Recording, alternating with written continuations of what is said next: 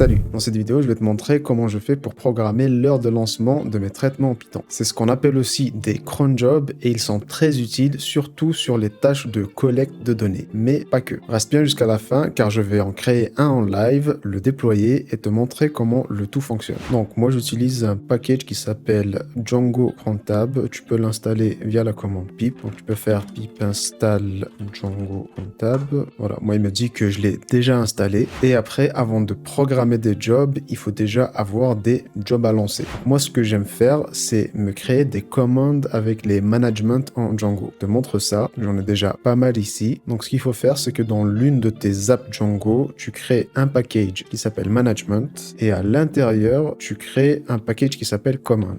Et après ça, tous les modules Python que tu vas mettre à l'intérieur de ce package commands, tu pourras les appeler grâce à la commande python manage.py. Donc là, je vais en créer un qui s'appelle job de test. Là, j'ai fait un copier-coller de la structure minimale pour créer une commande. En gros, ce qu'il faut faire, c'est juste créer la fonction handle et à l'intérieur, c'est une sorte de print pour que ça s'affiche avec des couleurs sur le terminal. Et là, c'est bon, j'ai juste à faire python manage.py cron job de test et ça va lancer ce bout de code. Voilà, parfait. Ce que je vais faire aussi, c'est que je vais rajouter une petite écriture dans une table, dans une base de données, notamment une table de log, juste pour que après, quand on va le déployer, on va bien voir que la donnée se met à jour.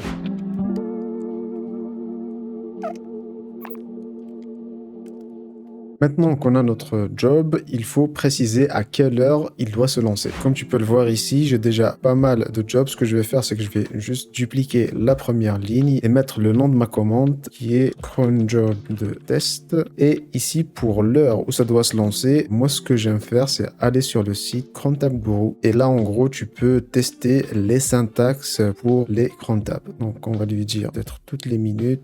Voilà, les minutes, suffit de mettre que des étoiles. Là, j'ai déclaré les cron jobs, mais en réalité, si je déploie ce que j'ai fait maintenant, rien ne va fonctionner. Il faut en fait installer les cron jobs. Et ça, je le fais dans mon entrypoint.sh que je lance juste avant le Docker Compose. Et c'est dans ces deux lignes-là que je supprime tous les anciens cron jobs et je les recrée. Donc à chaque fois que je déploie, je recrée tous les cron jobs. Donc je vais commit. Donc là, j'ai commit, je vais push sur GitHub. Voilà, je me rends sur Coolify et je clique sur le bouton déployer. Donc là, il a lancé les nouveaux conteneurs. Si on va dans les logs, on clique sur stream log. Voilà, on arrive à l'étape où il rajoute les cron tabs. Donc là, il nous met la liste de tous les cron tabs. Et là, c'est bon, l'application est up. Donc, si je me rends dans ma base de données, dans la table de log, je devrais voir le message test message qui vient de la source cron job de test. Et ce message-là, je devrais l'avoir chaque minute. Là, il est 52 si je rafraîchis. Voilà. Parfait. Donc voilà, je viens de présenter une manière vraiment très simple de gérer des cron jobs sans devoir installer des outils complexes comme Airflow, mais aussi du coup on reste avec les fonctionnalités minimalistes des cron jobs